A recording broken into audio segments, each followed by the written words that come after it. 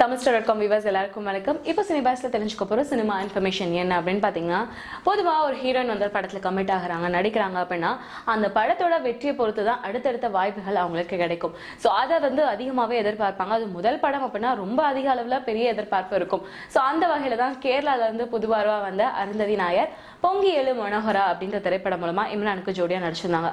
நான் எதிர்பார்த்த அளவுக்கு அந்த படம் வந்து ஒரு பெரிய வெற்றியை தரல.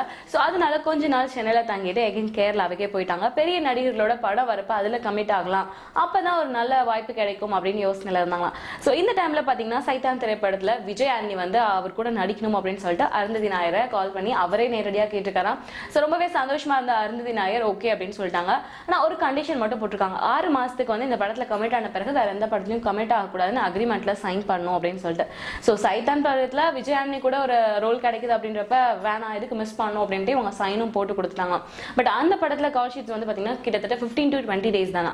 அதுக்கப்புறம் இதுக்கு வேஸ்ட் 6 மாசம் வரைக்கும் அக்ரிமெண்ட்ல சைன் போட்டோம் அப்படின்னு சொல்லி இப்ப வருத்தத்துல இருக்காங்களாம். ஏன்னா அடுத்தடுத்த பெரிய ஹீரோஸோட பட வாய்ப்புகள்லாம் கிடைச்சிட்டு இருக்கான்.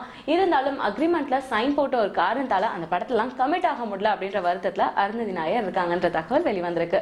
அண்ட் இந்த மாதிரி சினிமா இன்ஃபர்மேஷன் நீங்க தொடர்ந்து அப்டேட்ல அப்பப்ப தெரிஞ்சுக்கணும் அப்படின்னா தமிழ்ஸ்டார்.com தொடர்ந்து பாருங்க.